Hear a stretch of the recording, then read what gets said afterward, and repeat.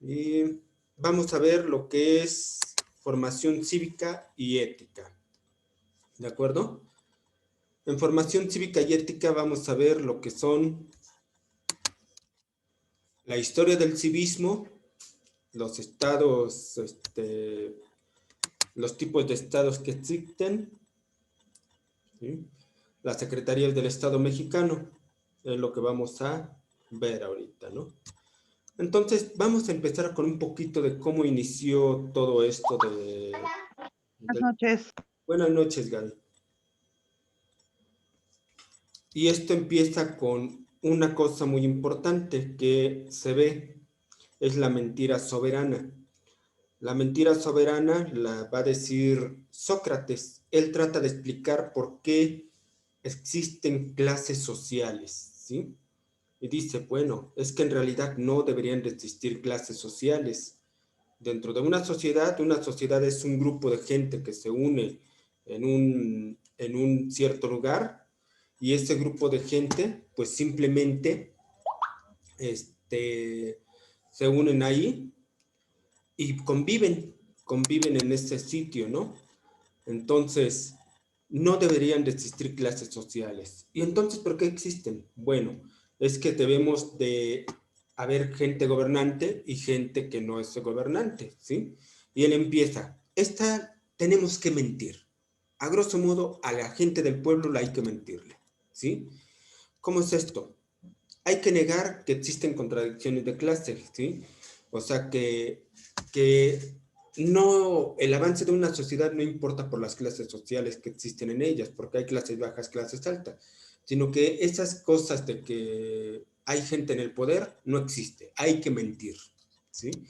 ¿Y qué se va a lograr con esto? Bueno, también hay que decir que los hombres pertenecen a una clase social desde que nacen, ¿sí? Unos nacen para ser gobernantes y otros para ser gobernados, ¿sí? Eso es una real mentira. Toda la gente nace libre, toda la gente es libre de hacer su libre albedrío, ¿sí? Pero sin embargo dice Sócrates, hay que decir una gran mentira para que lo acepte la clase baja, ¿no? También vamos a mentir y vamos a decir que el gobernante es un ser divino protegido por los dioses, ¿sí? Y eso es lo que se dice que es la mentira soberana. ¿Por qué nosotros estamos en una clase social y otros están en otro lugar? ¿Por qué algunos no trabajan o no hacen cosas y otros sí? Y es lo que dice Sócrates, es que es una soberana mentira. Eso no es real. Tenemos que decir, mentirle a la clase baja, que es esto la verdad, ¿sí? Y los vamos a educar desde el principio todo esto para que acepten así la verdad y acepten a nuestros gobernantes. Eso es la mentira soberana, ¿no? Los filósofos griegos fueron los primeros en hablar de política, en hablar de gobierno y demás, ¿sí? Entonces, la política según Aristóteles. Aristóteles va a tener una visión política en la cual va a decir, hay ciertas patologías. Una patología es una enfermedad que existe dentro de lo que es la forma de gobernar. Dice, pues sí, tiene que haber gentes arriba que dirijan a la gente de abajo, a la gente del pueblo. Entonces, el gobierno de la multitud y el despotismo egocéntrico, dice Aristóteles, figuran como las peores enfermedades en esta patología. Una patología es una enfermedad, ¿no?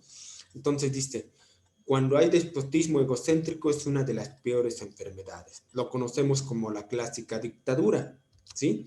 Dice, la tiranía es otro de ese tipo, ¿sí? La tiranía es el gobierno con las leyes de un solo hombre sobre un grupo de súbditos que están inconformes con esas leyes, ¿sí? Teniendo como única aspiración el bien principal del gobernante, ¿sí? Que el gobernante esté muy bien sin importar cómo está bajo el pueblo. Esto es la política que menciona Aristóteles, ¿sí? Él va a definir varias formas de estados. Aristóteles va a mencionar que el ser humano es un animal político, lo define como un animal politicón. De ahí viene lo que es la política. Política es el manejo de la gente. Define varias formas de estado. Él dice, van a haber características para gobernar a un grupo de gente, ¿sí? Y van a haber características buenas y malas en todos los tipos de gobierno. Por ejemplo, cuando hay un solo jefe de estado, ¿sí? Se dice que es una monarquía. Y si el monarca, el rey, ve por su pueblo, es bueno. O sea, es bueno que exista un monarca que ve por su pueblo. Malo será cuando se convierta en un tirano. La tiranía es el jefe de Estado que gobierne solo para su beneficio, como ocurrió ahí con Genghis Khan, ¿sí? El mongol, que fue un verdadero tirano. Se hacía lo que él quería, mataba a quien quería, no era justo, se hacía sus leyes, ¿no? Y solo veía para su beneficio. Esa es una tiranía. Dice, existe otra forma de gobierno, dice Aristóteles, un grupo mayor o menor de jefes de Estado. A este grupo son los que controlan todo, uno se dedica al gobierno, otro se dedica a las armas, otros a la economía, otro al comercio, pero todos van dirigiendo. Ese grupo tiene el poder, se llama aristocracia. La aristocracia sería un grupo de jefes de estados que están controlando a todo el pueblo. Y dice, cuando este grupo de gente ven por el bien del pueblo, es bueno, ¿sí? O sea, entre ellos dicen, ¿saben qué? Hay que hacer un puente, ¿saben qué? Hay que colocar esto para que el pueblo esté bien, hay que colocar un pozo. Eso es bueno, ¿sí? Malo, dice Aristóteles, cuando se convierte en una oligarquía. Oligarquía es el poder en pocas manos y que solo ven por su beneficio, ¿sí? Dice, hay otro tipo de gobierno, ¿sí? Que es el gobierno en el cual un jefe gobernará por decisión del pueblo. Todo el pueblo dice, tú vas a ser el que nos diga, tú vas a ser el que nos dirija. Cuando ocurre eso se llama la democracia, ¿sí? Y la democracia es buena. ¿Por qué? Porque este jefe va a gobernar y va a ver por los intereses del pueblo, por el bien común, ¿sí? Pero se convierte en algo malo cuando se convierte en una demagogia, que es apelar a las emociones de los otros para lograr el apoyo, ¿no? ¿Sí? Esa es la demagogia. Les digo, les prometo que les juro que les voy a cumplir, entonces está siendo demagógico. ¿Para qué? Para ver sus propios intereses y olvidándose del pueblo. Entonces, si te fijas, no hay una forma de gobierno buena o mala, depende mucho del gobernante.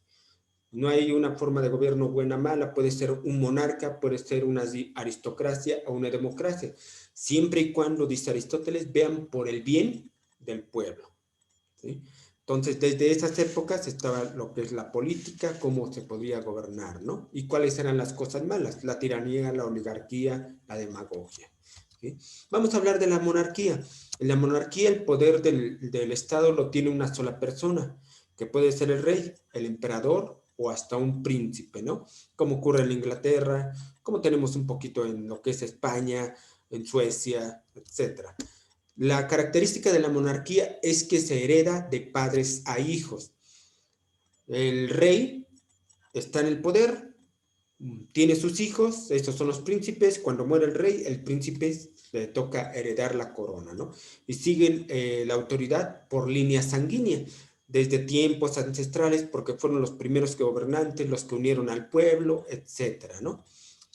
Bien, esta es la monarquía. La monarquía la podemos dividir en varios tipos. Una que es la monarquía absoluta, que es aquella en el cual el gobernante dicta y aplica las leyes, como era en la Inglaterra del siglo XV, ¿sí? En esa estaba gobernando Luis XIV, que es el que ven ahí en la imagen. Él es el máximo representante de la monarquía absoluta o del absolutismo. Él mismo decía, el Estado soy yo, ¿sí?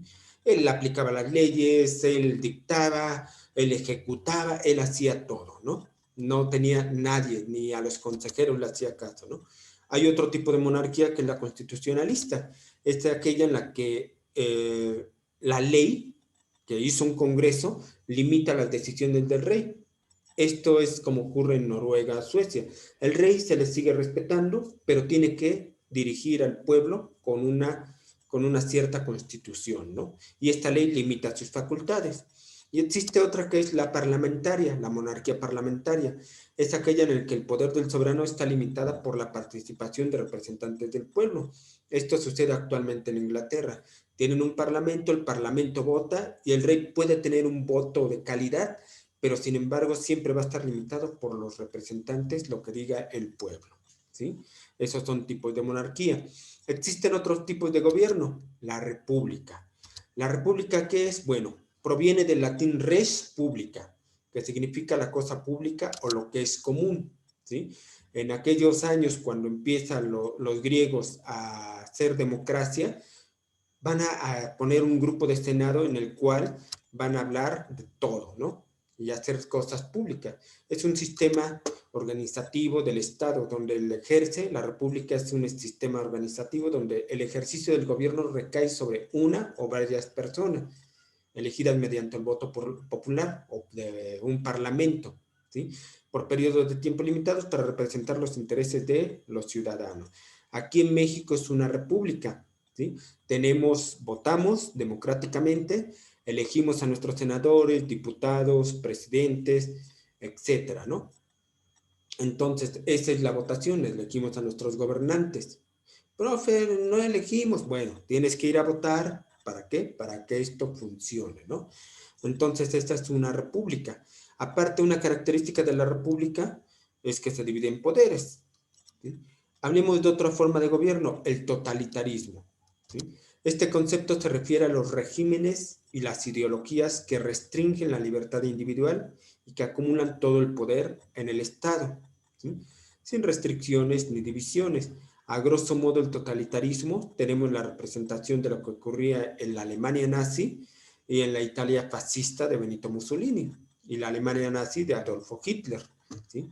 En estos eran líderes totalitarios, se hacía lo que ellos decían y tenían un parlamento que obedecía a las órdenes de su primer ministro, ¿no? Ya sea Hitler o Mussolini. Y no había, ¿cómo se dice? El pueblo no podía votar, no había forma de hacer las cosas, simplemente era lo que ellos decían. Vamos para allá, vamos para allá, ¿sí? Vamos a la guerra, vamos a la guerra. Eso es característica del totalitarismo.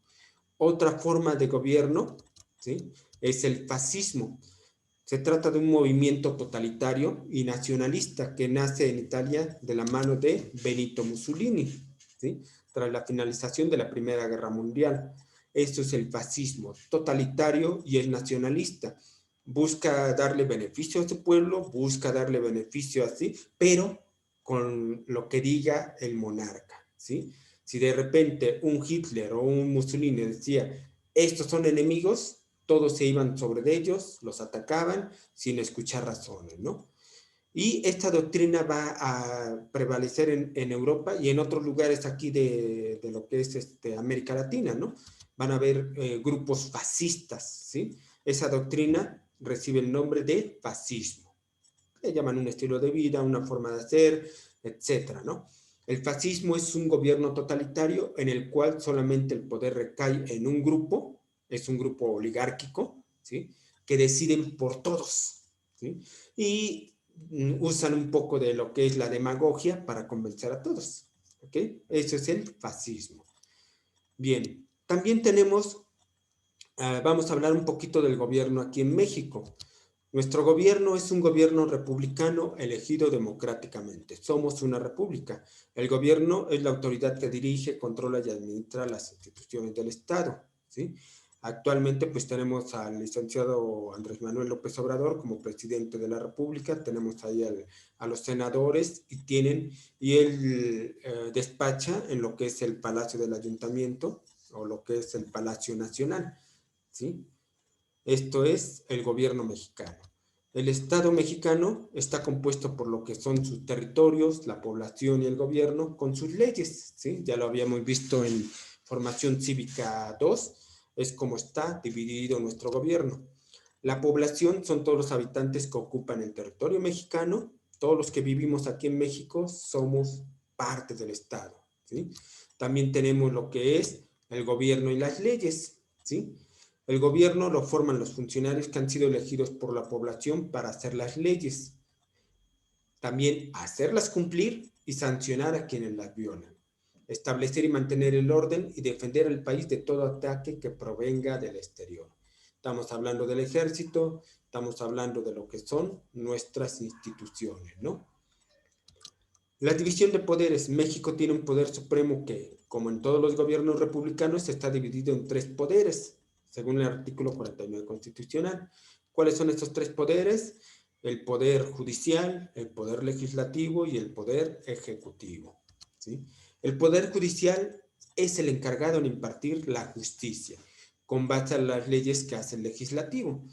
¿Sí? El poder judicial va a decir, a ver, tráigame las pruebas, yo voy a juzgar con base a lo que dicen las leyes. ¿Sí? El otro es el poder legislativo, es el que hace las leyes.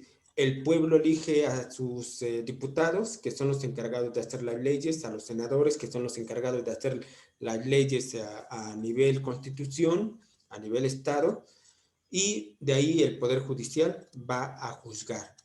Y vamos a tener a alguien encargado de ejecutarlas. Ese es el poder ejecutivo, aplica las leyes. El poder ejecutivo, una vez que el Senado y los diputados mandan leyes, él se encarga de ejecutarlas. Va a tener dinero, va a tener un presupuesto que lo va a determinar el legislativo para que pueda ejecutar. Si alguien no ejecuta las leyes, las juzga el poder judicial. Entonces, esta es nuestra forma de gobierno. ¿Ok? Ahora, el municipio es la división territorial administrativa en que se organiza un estado y que está regida por un ayuntamiento. Tiene como características que es libre, autónomo, elige a sus gobernantes y administra su patrimonio. Dentro de la forma de organización de México, que es una república, estamos divididos en 3 poderes, hicimos una federación. La federación son los estados, que cada uno puede hacer sus propias leyes sin pasar de la Constitución. La Constitución es la ley máxima, ¿sí? Entonces, cada uno de estos estados puede elegir a sus gobernantes y cada uno de estos estados está dividido en municipios. Aquí, por ejemplo, tenemos la división del Estado de México, que es uno de los que más municipios tiene. Creo que tiene 122 municipios. Y en cada uno de estos municipios van a tener a un gobernante, ¿sí? Va a ser las leyes orgánicas basadas en la ley del Estado y la ley del Estado basada en la Constitución. Va a ser libre y autónomo, va a cobrar sus propias rentas, va a cobrar sus propios impuestos a su población, ¿sí? Y la población va a elegir a sus gobernantes. Tienes que votar para elegir a tu presidente municipal, que va a gobernar en el Palacio Municipal. Ahí tenemos el ejemplo del Palacio Municipal de Cozumel. Y va a administrar su patrimonio. Todo el dinero de sus impuestos que recauda lo va a administrar para darle beneficio a su población, a su pueblo. Ese es el municipio. Libre autónomo, elige a sus gobernantes, administra su patrimonio, está dentro de un estado y se eligen, ¿cómo se dice? Y se eligen cada cierto periodo, ¿no? Las secretarías de Estado son una parte fundamental del desarrollo de las funciones del Poder Ejecutivo Federal. Aquí en el gobierno mexicano tenemos pues a las secretarías de Estado. ¿Quién elige a los secretarios de Estado? Bueno, como titulares de las secretarías del Estado, el presidente de la República asigna a miembros de su gabinete para su representación, ¿sí? Y las funciones y atribuciones de cada una de las dependencias son fijadas por la Ley General de Administración Pública Federal. Entonces, el presidente, tú lo elegiste y él tiene la libertad de escoger a quien guste, ¿sí? Con base a los lineamientos que marca la ley, ¿sí? Pero él puede elegir a su cuate, a su compañero, etcétera. ¿Por qué? Porque son gente de confianza del presidente y te deja, tú te vas a encargar de la economía, tú te vas a encargar de lo que es la seguridad, tú te vas a encargar de lo que es el turismo, etcétera. Depende de las secretarías y las funciones de cada uno de los, ¿cómo se llama? De las secretarías, ¿no? Bien. Y tenemos los artículos de la Constitución. La Constitución Política de los Estados Unidos Mexicanos pues empieza por allá por 1814 con la primera constitución que no es reconocida, que es la Constitución de Apatzingán de José María Morelos. Después viene en 1824 la primera constitución, la reconocida, donde México toma el nombre de Estados Unidos Mexicanos. Esto fue con Guadalupe Victoria. Posteriormente viene la Constitución de 1857 con Benito Juárez, el cual va a hacer arreglos y va a ser una constitución liberal y le va a quitar fuerza al ejército y a la iglesia. Después viene la Revolución Mexicana y viene la Constitución de 1917, que es la que nos rige actualmente. que es esa. La Constitución es la ley máxima, ¿sí? Toda se debe de basar en la Constitución. De ahí surgen las leyes orgánicas y leyes especiales, seguirán las leyes ordinarias, los decretos de leyes y los reglamentos. Ejemplo de leyes orgánicas, la Ley Federal del Trabajo, la Ley del Seguro Social, la Ley de Servidores Públicos, etc. Decretos, leyes ordinarias, reglamento de tránsito, reglamento de residuos peligrosos, reglamento de servidores públicos, etc. ¿Sí? Y así sucesivamente. Entonces, la primera, ninguna debe de rebasar a la Constitución. ¿Okay? Hablando de la Constitución, tenemos artículos. Los artículos que rigen nuestra Constitución. La Constitución se divide en títulos. El primero, el segundo, el tercero, hasta el noveno. En el título primero te va a hablar de las garantías individuales. Las garantías individuales que van hasta el artículo del primero al 29. Todos somos libres, puedes elegir tu propia religión, puedes reunirte libremente, etcétera, ¿no? De los mexicanos, también habla de los que nacen aquí en México, a qué están obligados y qué derechos tienen.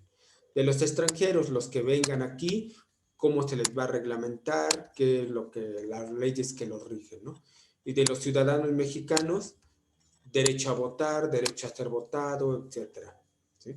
El título segundo, esto es el título primero que tiene los capítulos primero, segundo, tercero y cuarto. El título segundo tiene el capítulo primero, el capítulo segundo, que habla de la soberanía nacional y de la forma de gobernar, hasta el artículo 41. De las partes integrantes de la Federación y el territorio nacional, cómo vamos a estar divididos, hasta el 48. El título tercero te va a hablar de la división de poderes, ejecutivo, legislativo y judicial. Esto está en el artículo 49. ¿Sí? El título segundo, el capítulo segundo te habla del poder legislativo, cómo se van a elegir, cómo van a ser las leyes, las facultades del Congreso, de la comisión, de las comisiones permanentes para hacer las leyes. Y va del artículo 51 hasta el artículo 79. Del Poder Ejecutivo, cuáles son sus atribuciones y demás, va hasta del 90 del 80 al 93. Y del Poder Judicial, igual cuáles son sus atribuciones, cómo se va a gobernar o cómo se va a regir, hasta el 107. El título cuarto te habla de la responsabilidad de los servidores públicos y del patrimonio del Estado, llega hasta el artículo 114. El título quinto te habla de los estados, de la federación y del Distrito Federal. Esto ya cambia. Ahora es de toda la federación, ya no tenemos Distrito Federal, la Ciudad de México se convirtió en estado, ¿no? Llega hasta el artículo 122. El título sexto te habla del trabajo y la previsión social y es el artículo 123, ¿sí?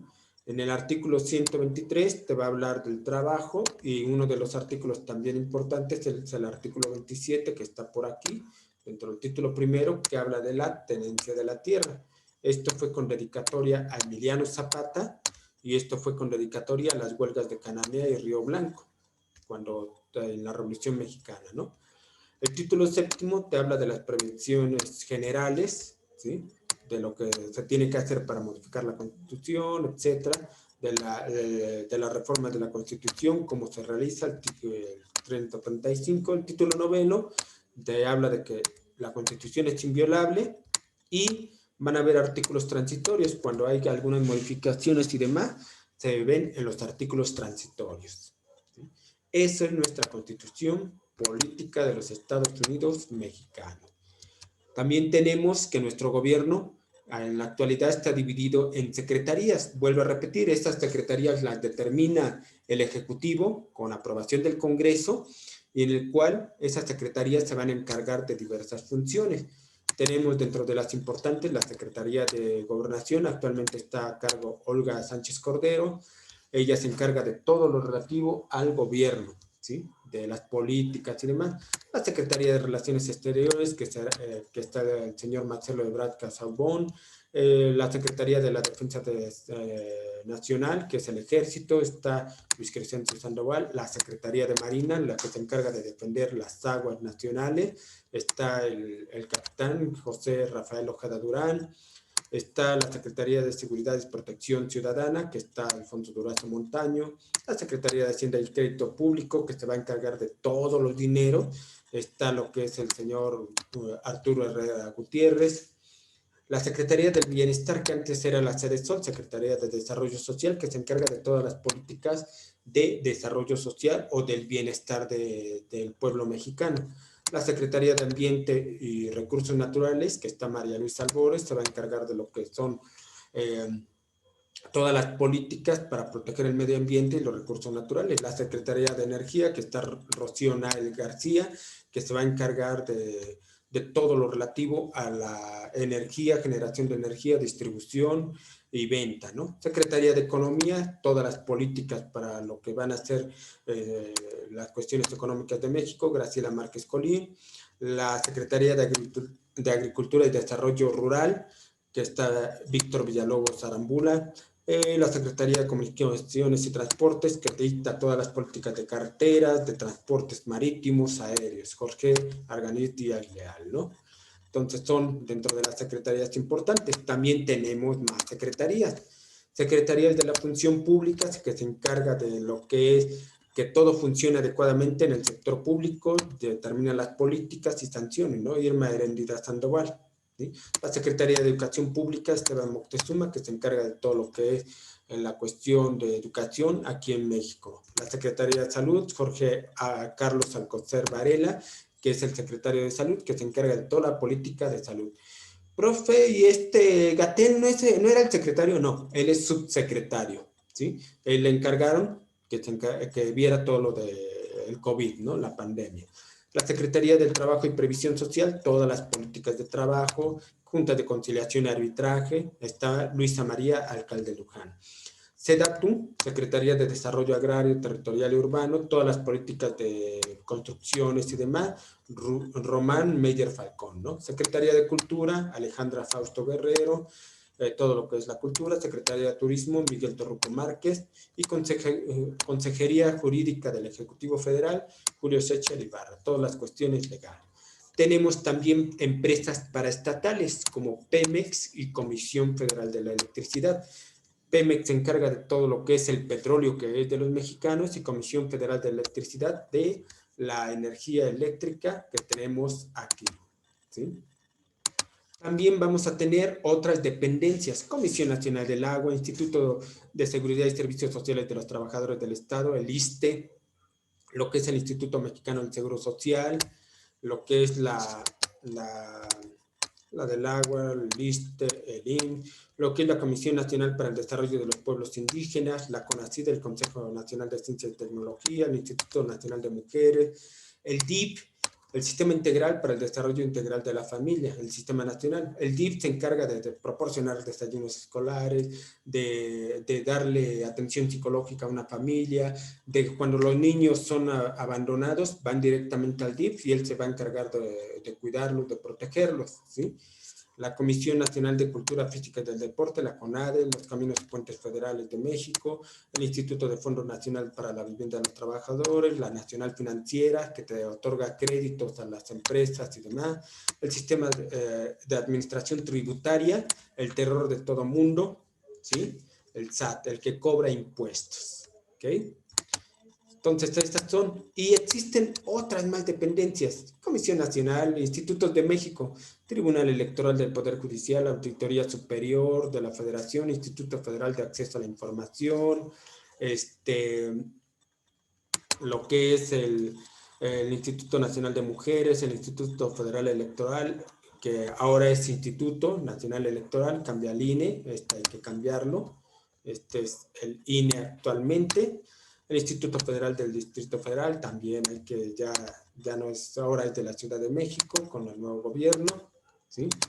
El Instituto Nacional de Antropología e Historia, Instituto Nacional para las Personas Adultas Mayores, el de protección al ambiente, Federal del Consumidor, la Profeco, contribuyentes, Consejo Nacional de Ciencia y Tecnología, todo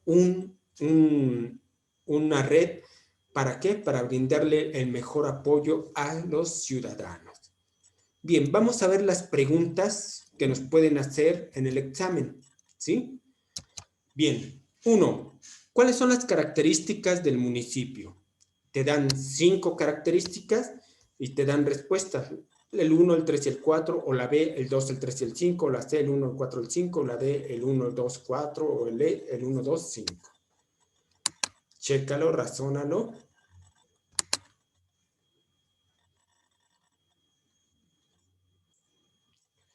Muy bien. Ahora, dice, características del municipio. ¿El municipio es libre y autónomo? Sí, es cierto, es libre y autónomo. ¿Elige a sus propios gobernantes? También los elige. ¿Tiene esa libertad de elegir a sus gobernantes? ¿Representa un solo partido? No, esto no es cierto. ¿Se dedica a la misma ocupación? Tampoco. Tiene distintas ocupaciones. ¿Administra su propio patrimonio? Sí. Entonces es 1, 2 y 5. 1, 2 y 5 es el inciso E. ¿De acuerdo? ¿Dudas allí? ¿No? Bien, pasamos a la que sigue. 2. ¿Cuáles son las características que corresponden a un país democrático? Nos dan 1, 2, 3, 4, 6 características, pero de estas 6 solamente son 3. Y hay 5 incisos de respuesta. Bien, vamos a ver. Decisiones tomadas en forma colectiva y a través de un modelo representativo. Esto es democrático. Le pongo la de democrático. Tiene un modelo representativo y las decisiones son tomadas individualmente. Pues representativo individualmente no son tomadas tan individualmente, son tomadas en forma democrática, ¿no? Este lo dejamos en duda. Determinación de representantes dentro de una genealogía. Cuando me hablan de una genealogía, esto es un gobierno monárquico, ¿no? Una monarquía. Entonces, el 3 lo descarto. Los que tengan 1 pueden ser respuesta 1, 1, 1. Los que tengan 3, que es una monarquía, los descarto. Este tiene 3, descartado. Y nada más. Elección de representantes por participación popular, esto es democrático. Respeto a la dignidad humana, libertad y derechos individuales, pues bueno, esto también es democrático porque te respetan, ¿no? Impone autoridad con reglas rígidas. Esto no es democrático, esto es totalitario, ¿sí? Entonces, los que tengan 6, este ya está descartado, este está descartado, este está descartado y este está descartado. Ya al momento de yo detectar que esto es totalitarismo, ya descarté todos y me deja una sola respuesta, ¿sí? Que es la B. Y la B va a ser 1, decisiones tomadas en forma colectiva, es democrático, ¿sí? El 4, que es elección de representantes por participación popular, es democrático. Y el 5, que es, ¿cómo se dice? Respeto a la dignidad humana, ok, también es democrático. Y no tomaron en cuenta este, que también era democrático, nomás me lo pusieron para hacerme sufrir. ¿Dudas, preguntas? Ya viste cómo puedes contestar este tipo de exámenes. Así es como te viene y así es como tú vas a ir descartando. Descarta las que conoces que no son y de ahí te va a dejar opciones más claras. ¿Okay? Paso a la que sigue. 3. En un reclusorio hubo un motín. Los reos fueron sometidos y vejados por los guardias de seguridad. ¿Ante qué instituciones tendrían que acudir los presos para presentar sus quejas? Ay, profe, me están pidiendo que sepa de las instituciones, ¿no? ¿A dónde me tengo que ir? Sí, exactamente. Entonces, la Comisión Nacional de Derechos Humanos, exactamente, ¿sí? Es a donde tenemos que ir. La UNESCO es un organismo internacional, la PGR es para la la Procuraduría General de la República, que ahora ya cambió. La Suprema Corte de Justicia son para las cuestiones de la Constitución, y el IMSS es del Seguro Social, ¿sí? Es para la salud. De acuerdo. Muy bien. Vamos con la que sigue. 4. El Instituto Nacional de las Mujeres, como lo dice su nombre, es una institución que trata de solucionar los problemas ocasionados contra este sector de la población por el trato que han sufrido a lo largo de la historia. ¿Cuáles son las circunstancias que hacen necesario el establecimiento de este organismo? Ok, me dan una lectura de comprensión, que es toda esta, y con esta lectura yo ya tengo lo suficiente para poder contestar y me dan 4 respuestas que me van a confundir. Voy a leer. Como lo dice su nombre, es la institución que trata de solucionar los problemas ocasionados contra el sector. ¿Contra cuál sector? Las mujeres, ¿sí? Por el trato que han sufrido a lo largo de la historia. ¿Sí? ¿Cuáles son las circunstancias? Me preguntan las circunstancias que fue necesario que se estableciera este organismo. Desigualdad, sí, fue una de las circunstancias. Equidad, más bien es lo que busca. La equidad no la pondría yo aquí. Entonces lo pongo que no. ¿Sí? Profesionalismo y apoyo, no es tanto por las condiciones de profesionales.